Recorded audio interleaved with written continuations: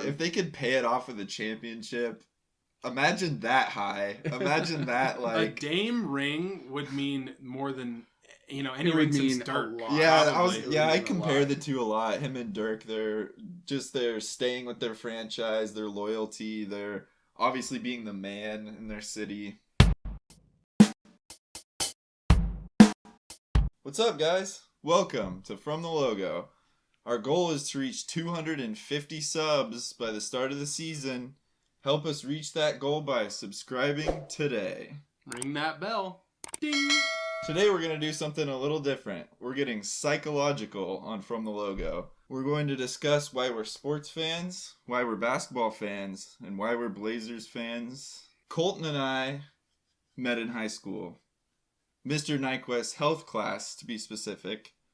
The Blazers were in the midst of a 13-game win streak, better known as the December to Remember.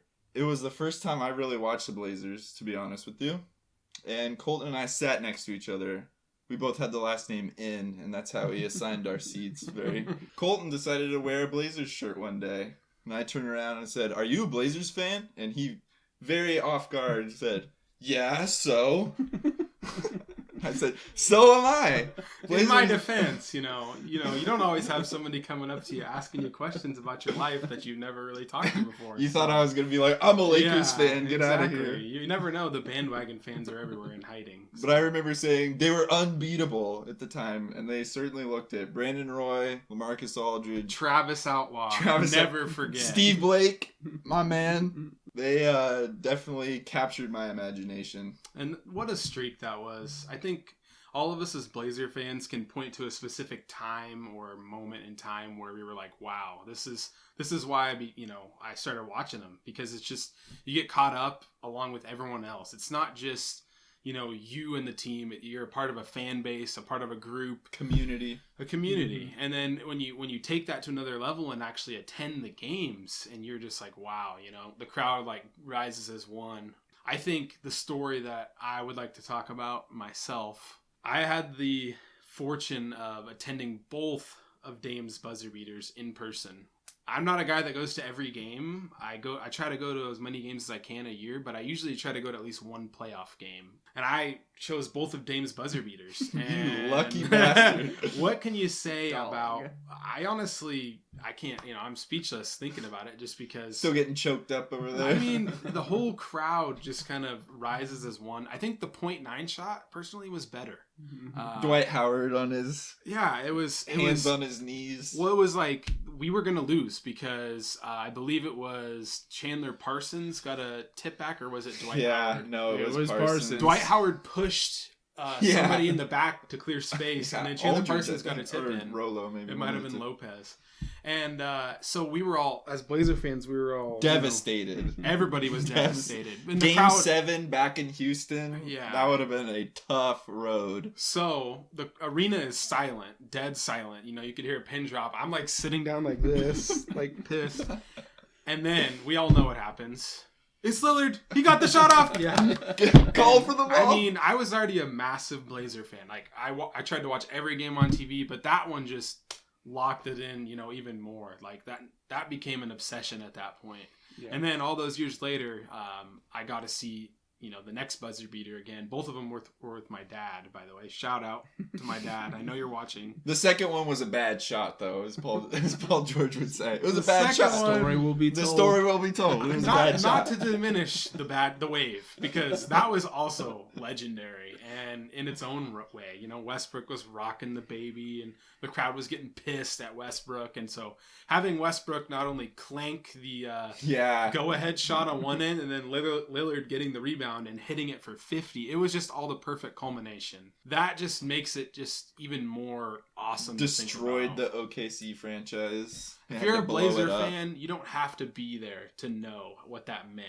Both of those moments meant, and that's why sports means so much to me and why I'm even more of a Blazer fan than I was. Yeah, I mean, I'm a little older than both of you guys are, about 4 years older, and He remembers the Sheed days. I do, and so like my relationship with the Blazers has kind of gone through a few different waves. It really has, and I've stayed a pretty big Blazer fan the whole time.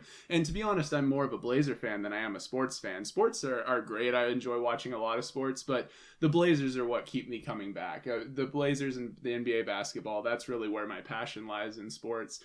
And I mean, it all goes back to, young days with my dad. I mean, when I think about the Blazers, some of my first memories are like back in the day when all the games were on Blazer Vision, which we only could get on a TV out in the garage, and, going out into the cold garage to watch games, sometimes with like Bill Schonley's radio call coming through the radio while we watched the game on TV. That's like early Blazer memories for me. And that all culminated in heartbreak of the Western Conference Finals. I remember that one a little bit. Yeah. I was very young, but I remember like grown men in my house crying. And I was like, what's going on here? But that whole era, that era of the Blazers really building something ended really sadly. It did. And it was tough for a lot of Blazer fans. People who were around remember. And, I tried to stay positive and stay a fan of the team. It was a tough era for a while. The jail Blazers era. And it wasn't really until Brandon Roy that I brought came us back, out of it. And I came back for Brandon, and again there was so much excitement building. There was the big comeback game against the Mavericks that Kirby and I were working at a gas station, and we had it blaring on the radio while running in and out helping cars during like a rainstorm. I mean, just running in like, they're only down 3 now. Yeah, he hit another one. Yeah, and then of course that also ended with a really sad ending with Brandon Roy not really and really that whole team not building out the way that we expected. That's the life of a Blazers fan. It is dealing with sad moment after sad moment, but it's worth it in the end. I think the highs are worth the lows. And I will say now that we're here, this is like kind of my third build with the Blazers behind Dame.